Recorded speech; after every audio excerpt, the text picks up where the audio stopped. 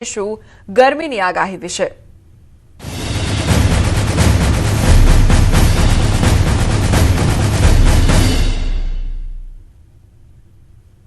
ગરમી અંગે હવામાન વિભાગ દ્વારા મોટી આગાહી કરવામાં આવી છે। ગુજરાતમાં ગરમીનું તાંડવ જોવા મળશે અને 6 દિવસ યલો એલર્ટ જારી કરવામાં આવ્યું છે।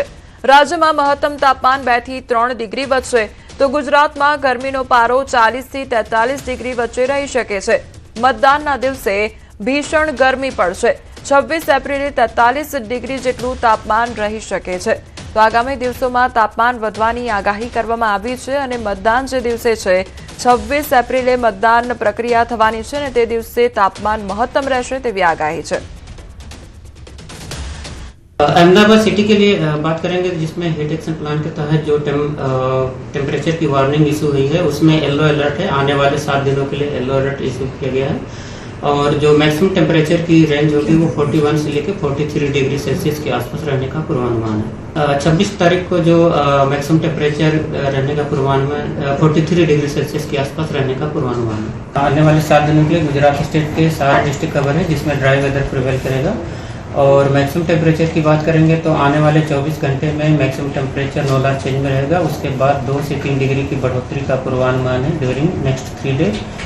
फिर उसके बाद टेम्परेचर में 2 से 3 डिग्री की गिरावट का पूर्वानुमान है।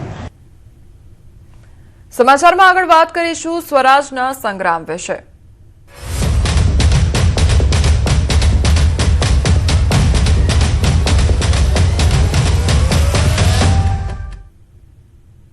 ગીર સોમનાથમાં ઉનાના આપ ઉમેદવાર અજય બાંભણિયાનો મોટો દાવો સામે આવ્યો છે। પોતાના પર ફાયરિંગ થયાનો દાવો કરવામાં આવ્યો છે તો ઉનાના તપોવન નજીક ફાયરિંગ થયું હોવાનો દાવો કરવામાં આવ્યો છે। ફાયરિંગમાં ગોળી વાગ્યાના કોઈ નિશાન નહીં તેવું સૂત્ર તરફથી જાણવા મળી રહ્યું છે। તો આપ ઉમેદવાર પોતાની કાર લઈ પોલીસ સ્ટેશન પહોંચ્યા હતા। પોલીસ સ્ટેશન બાદ ઇજાગ્રસ્તને હોસ્પિટલ ખસેડવામાં આવ્યો હતો। તો એડવોકેટ અજય બાંભણિયા ઉના પાલિકાના આપના ઉમેદવાર છે। પોલીસ દ્વારા શંકાસ્પદ ફાયરિંગને લઈને વધુ તપાસ શરૂ કરવામાં આવી છે। સંવાદદાતા દિનેશ અમારી સાથે જોડાઈ ગયા છે। દિનેશ, જે આપના ઉમેદવાર છે તેમના દ્વારા આક્ષેપ કરવામાં આવ્યો છે કે તેમના પર ફાયરિંગ કરવામાં આવ્યું છે, શું અપડેટ મળી રહ્યું છે આખી ઘટનામાં? જી બિલકુલ, ખાસ કરીને મોડી રાતની ઘટના છે કે જ્યાં ઉનાના ગીરગઢડા રોડ ઉપર તપોવન નજીક આજે જાણીતા એડવોકેટ અજય બાંભણિયા અને આપના ઉમેદવાર કે જેઓ આમ આદમી પાર્ટીમાંથી પોતે ઉમેદવારી કરી રહ્યા છે ઉના નગરપાલિકાની અંદર ને તેમના ઉપર ફાયરિંગ થયાનું તેઓ દ્વારા આક્ષેપ લગાવવામાં આવી રહ્યા છે। જોકે તેમના ઉપર જે ફાયરિંગ થયું તેઓનું કહેવું છે અને ત્યારબાદ તેઓ પોલીસ સ્ટેશન પહોંચ્યા હતા અને પોલીસ સ્ટેશન બાદ તેઓને હોસ્પિટલ ખસેડાયા હતા। જોકે પોલીસ દ્વારા હાલ જે પ્રમાણે માહિતી પ્રાપ્ત થઈ રહી છે તે પ્રમાણે પોલીસનું ક્યાંક ને ક્યાંક નિવેદન એ પ્રકારનું સામે આવી રહ્યું છે કે પોલીસને ફાયરિંગ થયાનું કોઈ પણ પ્રકારની ગતિવિધિઓ છે તે જાણવા નથી મળી રહી, પરંતુ એક પ્રકારે પોલીસ છે તેમને ચક્રો ગતિમાન કર્યા છે। બીજી તરફ એફએસએલની ટીમ છે તેમની પણ મદદ લેવામાં આવી રહી છે। જી દિનેશ, સમગ્ર માહિતી બદલ આપનો આભાર। વડોદરામાં કોંગ્રેસના પ્રચારમાં વિરોધ જોવા મળ્યો છે। વોર્ડ નંબર 7માં ચૂંટણી પ્રચારમાં દિગ્ગજ નેતાઓનો ભારે વિરોધ જોવા મળ્યો છે। પ્રચાર કરવા ગયેલા શહેર કોંગ્રેસ પ્રમુખ ઋત્વિજ જોશીનો યુવાનોએ ઘેરાવો કર્યો હતો। સ્થાનિકોનો ઉગ્ર આક્રોશ જોવા મળ્યો। ભાજપ પાસે કેટલામાં વેચાયાના સવાલો સાથે નેતાઓની કાર આંતરી લીધી હતી। ટિકિટ ફાળવણીમાં વહાલા દવલાની નીતિ અને પૈસા લીધા હોવાના ગંભીર આક્ષેપોથી ખળભળાટ મચી ગયો છે। પૂર્વ મંત્રી બિમલ શાહ સાથે યુવાનોની તીખી તકરાર જોવા મળી તો મુસ્લિમ ઉમેદવારની ટિકિટ કાપવા મુદ્દે પણ આકરા સવાલ પૂછ્યા છે। રોષે ભરાયેલા યુવાનોએ કોંગ્રેસને મત નહીં આપવાની અને હરાવવાની આપી છે ખુલ્લી ચીમકી। ત્યારે સવાલોના જવાબ આપવાને બદલે શહેર પ્રમુખે કારના કાચ બંધ કરી રવાના થવામાં જ સમજી ભલાઈ। ત્યારે ચૂંટણી પહેલા જ વડોદરા કોંગ્રેસમાં આંતરિક કલહ સપાટી પર જોવા મળ્યો છે। સંવાદદાતા હાર્દિક અમારી સાથે જોડાઈ ગયા છે। હાર્દિક, કોંગ્રેસને અહીંયા વડોદરામાં જાકારો મળી રહ્યો હોય તે પ્રકારની પરિસ્થિતિ જોવા મળી રહી છે, શું ઘટના સર્જાઈ હતી? બિલકુલ, જો વડોદરાના રાજકારણની વાત કરીએ તો ભાજપની સાથે સાથે હવે કોંગ્રેસ જે છે તેને લઈને પણ હવે સતત વિવાદો જે છે તે ઉભા થઈ રહ્યા છે। પ્રચારમાં જે દિગ્ગજ નેતાઓ નીકળ્યા હતા તેમનો લોકોએ ઉધરો લીધો હતો। આ ઘટના જે છે તે વોર્ડ નંબર 7ની છે અને કોંગ્રેસ શહેર પ્રમુખ જે છે ઋત્વિજ જોશી તેઓ ગાડી લઈને ત્યાંથી પસાર થઈ રહ્યા હતા। દરમિયાન જે સ્થાનિક યુવાનો છે તેમના દ્વારા ઋત્વિજ જોશીનો જે છે તે ઘેરાવ કરવામાં આવ્યો હતો અને યુવાનો ગાડીની આગળ ઉભા થઈ ગયા હતા અને તેમને ઋત્વિજ જોશીને આકરા સવાલ પૂછ્યા હતા કે ભાજપ પાસે તમે કેટલા રૂપિયામાં વેચ્યા છો અને કોના ઈશારાથી અને કેટલા રૂપિયામાં તમે ટિકિટોની જે છે તે ફાળવણી કરી છે। યુવાનોએ એવી પણ ચીમકી ઉચ્ચારી હતી કે વોર્ડ નંબર 7માં જે લઘુમતી સમાજના અગ્રણીઓ છે તેમની અવગણના કરવામાં આવી છે, તેમની ટિકિટ કાપવામાં આવી છે। એના કારણે આ વખતે અહીંયાથી કોંગ્રેસનું જીતવું જે છે એ ઘણું મુશ્કેલ થશે અને લઘુમતી સમાજના યુવાનો જે છે તે કોંગ્રેસને હરાવવા માટે પ્રયત્ન કરશે અને મહેનત કરશે। એટલે ચોક્કસથી આખી જે ઘટના બની તેમાં પૂર્વ મંત્રી બિમલ શાહ પણ જે છે તે હાજર હતા અને તેમની સાથે પણ યુવાનોએ તીખી તકરાર કરી હતી। અત્યારે આ જે વિડીયો છે તે વડોદરા શહેરમાં વાયરલ થઈ રહ્યો છે। એના કારણે ચૂંટણી પહેલા જ વડોદરા શહેરમાં કોંગ્રેસનો આંતરિક કલહ જે છે તે સપાટી પર આવ્યો છે। જી હાર્દિક, સમગ્ર માહિતી બદલ આપનો આભાર। નવસારીમાં મતદારોને અપાતી સ્લીપમાં ભાજપે મોટો છબરડો કર્યો છે। વોર્ડ નંબર 13ના મહિલા ઉમેદવારની તસવીરમાં છબરડો થયો છે તો ઉમેદવારના બદલે ટિકિટના દાવેદાર મહિલાની તસવીર છાપી દેવામાં આવી છે। ઉમેદવાર માધવી શેઠના બદલે સ્લીપમાં દાવેદાર મીનલ ભરવાડની તસવીર છાપી દેવામાં આવી છે। મીનલ ભરવાડના પતિએ પત્નીની ટિકિટ ફાઇનલ થઈ હતી તેવો દાવો કર્યો અને સ્થાનિક નેતાઓ દ્વારા નામ બદલી નખાયું હોવાનો પણ આક્ષેપ કરવામાં આવ્યો છે। પત્નીની તસવીર સ્લીપમાં છપાતા પતિએ બદનક્ષીનો દાવો કરવાની ચીમકી પણ ઉચ્ચારી છે।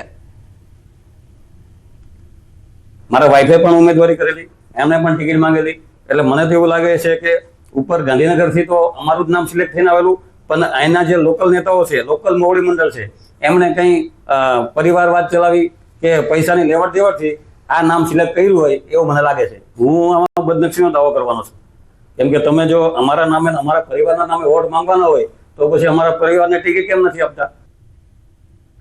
બનાસકાંઠાના ધાનેરામાં ભાજપના પ્રદેશ પ્રમુખ જગદીશ વિશ્વકર્માએ સભા ગજવી થાવર ખાતે સ્ટેજ પરથી નામ લીધા વિના ગેનીબેન પર પ્રહાર કર્યા। તેમણે કહ્યું કે તમારા સાંસદે ક્યારેય વિધાનસભામાં પ્રજાની વાત કરી નથી।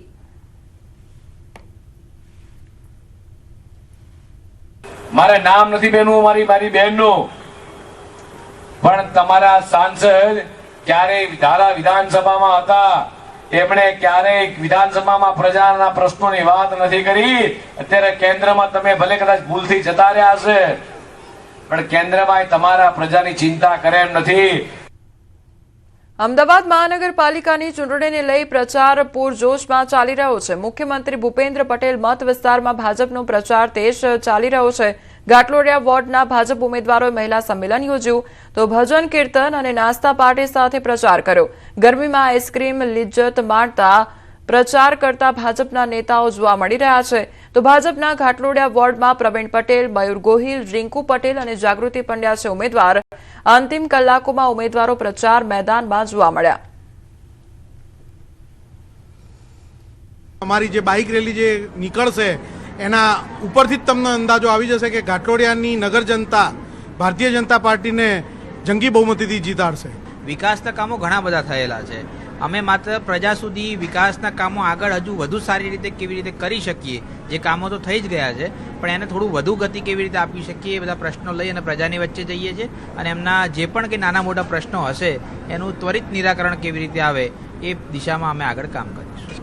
મહિલાઓને એ ખાતરી આપી રહ્યા છે કે મહિલા સશક્તિકરણ, મહિલા સશક્ત નારી, સશક્ત ભારત મહિલા જ આગળ વધારી શકે અને મહિલાઓ જો ધારે એ બધું જ કરી શકે। તો અમે બધી મહિલાઓ આજે મહિલા સંમેલન અમે યોજ્યું હતું અને આટલી મોટી સંખ્યામાં તમે જોઈ રહ્યા છો કે ઘણી બધી મહિલાઓ અહીંયા ઉપસ્થિત છે। આટલી બધી ગરમી હોવા છતાં પણ આટલી બધી મહિલાઓનો જે અમને સાથ મળ્યો છે, હા 100% જીતી જઈશું। કેટલો વિશ્વાસ છે આ સંમેલન પછી? પૂરેપૂરો વિશ્વાસ છે। સ્થાનિક સ્વરાજ્યની ચૂંટણીના પ્રચાર પડઘમ શાંત થાય તેના 24 કલાક પૂર્વે રાજ્યના નાયબ મુખ્યમંત્રી હર્ષ સંઘવીએ રાજકોટમાં ચૂંટણી પ્રચાર કર્યો હતો। ત્રિકોણબાગથી મેગા રોડ શો યોજ્યો હતો। રોડ શો વચ્ચે ભૂપેન્દ્ર રોડ સ્થિત આવેલા બાલાજી હનુમાન મંદિર ખાતે તેમણે દર્શન પણ કર્યા હતા।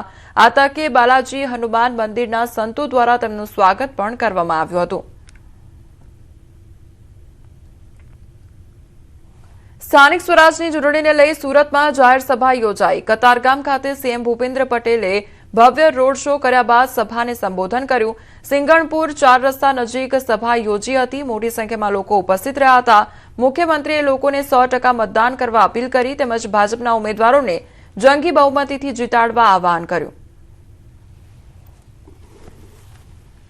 તો સુરતમાં પણ ચૂંટણી પ્રચાર જોવા મળ્યો છે. ભૂપેન્દ્ર પટેલ દ્વારા રોડ શો કરવામાં આવ્યો અને ત્યારબાદ સભાને સંબોધિત તેમના દ્વારા કરવામાં આવી હતી. તો આ સાથે તમામ મતદારોને મતદાન કરવા માટે અપીલ પણ કરવામાં આવી છે. ભારતીય જનતા પાર્ટીના દરેક ઉમેદવાર એવી બહુમતીથી જીતે કે બીજી વખત કોઈને એમ થાય કે હવે અહીંયા આગળ કંઈ કરવું નથી.